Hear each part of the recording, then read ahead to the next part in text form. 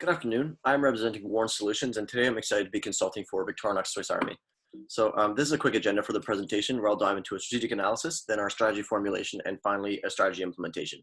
Victorinox have recently acquired Wenger SA, who are their biggest competitors, and along with their competing products, they also acquired their fragrance business unit. Now, the question is simply, what do they do with this new fragrance business unit acquisition? There are already some very established players in the industry, such as L'Oreal, Coty, Avon, and P&G, who make up for nearly a third of the market share. So a new brand in the industry will come with its fair share of difficulties. Some of the key issues that they face are that they have no experience in this new industry, and seeing as they would be new players in the game, they'd have no brand awareness. So, analysis of the Porter's Five Forces, in terms of threat new entrants, it's very low because of high startup costs of the fragrance industry. Threat of substitutes is very high. Plenty of comparable competitors in the industry. Some have been around for a very long time. And in terms of buyer power, buyers can go from one brand to another with zero switching costs, simply based on preference or price. So that's also relatively high. Now into a value chain analysis. In terms of inbound logistics, Swiss Army is a very respected company, but not yet in the fragrance industry. Competitors have been in the fragrance industry for years and have great supplier relationships. Unfortunately, Victorinox does not. In terms of operations, Swiss Army has no established logistics compared to its competitors. They will need to learn quite quickly the ins and outs of the manufacturing side of the fragrance industry in order to be relatively efficient and comparable to the industry. And then in terms of marketing and sales, Swiss Army has a fairly exclusive channel distribution strategy, which can be interpreted in a positive or a negative way. Companies like Louis Vuitton will only sell their fragrances in their own store, which then increases rarity and in turn value. However, Avon sells their fragrances in department stores all over the world, which makes it easily accessible to the consumer. Now, in terms of decision criteria to be weighed against the alternatives, maintain the brand reputation that Victorinox has as a respectable company which sells high quality, innovative, and functional products is high on their priority list and will need to be considered when choosing an alternative. Secondly, Victorinox are a successful business and they aim to increase their net income and financial capital. They want to make sure that if they make an investment in an industry, that the return is greater than the cost. And lastly, through the acquisition of Wenger SA, it is apparent that Victorinox is interested in increasing their market share and their brand awareness. They want to be seen as industry leaders in everything that they do. So I've identified three alternatives. The first one is divest, the second is mass market expansion, and the third is exclusive positioning.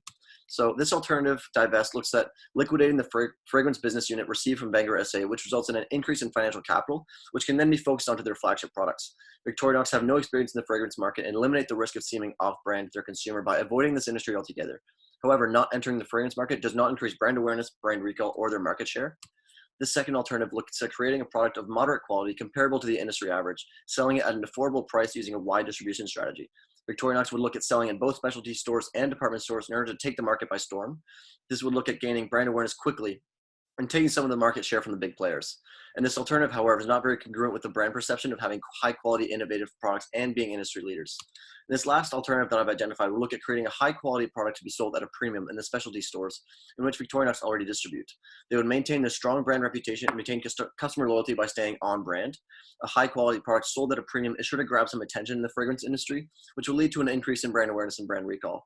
The market share, however, will only marginally increase as the narrow distribution strategy will make it more difficult to reach the end consumer. Then by using the weighted average matrix, I gave these 7 decision criteria a weight based on the relative importance of the firm. And then I gave each criteria a nominal score based on how well the needs were met through the 3 alternatives that I considered. It became evident that the exclusive positioning alternative was the alternative which most aligned with the decision criteria of the firm, which were net income, quality, loyalty, brand perception, market share, brand awareness, and brand recall. So the recommended course of action is to choose the exclusive positioning alternative. And in more detail, this would include entering the fragrance market with the Victorinox Swiss Army brand. Victorinox would develop a high quality product to differentiate it from some of the smaller players in the industry. The product would be priced at a premium to reinforce the quality of the brand and of the fragrance itself. This would be paired with a marketing campaign for the new product in order to transfer some strong brand attributes which Victorinox already possess in the other industries in which they operate. And finally, Victorinox would sell in specialty stores as they already do, as opposed to mass distribution method aiming at department stores. In order to evaluate and monitor the success of the recommendation, the integration of this strategy, Victorinox would employ these evaluation metrics. To ensure that the fragrance business unit is maximizing profits, you could look at their increase in net income as well as a return on investment. For brand awareness, the company could use brand recall tests, both aided and unaided, to help indicate whether or not people are aware that Victorinox is moving into the fragrance market, as well as seeing if the market campaign was a success. And finally, Victorinox will be conducting consumer surveys as well as collecting feedback on the product and the brand to ensure that the strong attributes of the brand are transferring well to the new business operations. In terms of implementation plan, I broke down the process into 3 phases, which will be explained in more detail using a Gantt chart. The 3 phases are research and development, manufacturing and operations, and marketing and sales. So using this Gantt chart, the R&D phase is made up of 3 major projects, which are concept testing, market research, and product development. This phase will begin in March of 2020 and last a duration of 8 months. The manufacturing and operations phase would require Victorinox to select the suppliers for their products, begin the production process, and finally begin distributing their products to the specialty stores. And the third and final phase of the implementation is marketing and sales, and would include adding the Victorinox fragrance to the marketing campaigns and Swiss Army portfolios, as well as beginning the selling process. So I have identified a few risks with this recommendation. However, there are ways to mitigate these risks. The first risk is a low market share due to the narrow distribution strategy. However, if the product rollout is paired with a successful marketing campaign, Victorinox should be able to penetrate the fragrance market effectively. The second risk is that Victorinox would be selling their product at a premium price while they have zero credibility in the fragrance industry. This would be mitigated by Victorinox leveraging their strong brand attributes and transferring them into the fragrance business, which we have identified Swiss Army to be very competent at doing in the past. Their credibility in other industries will surely spill over into the fragrance market.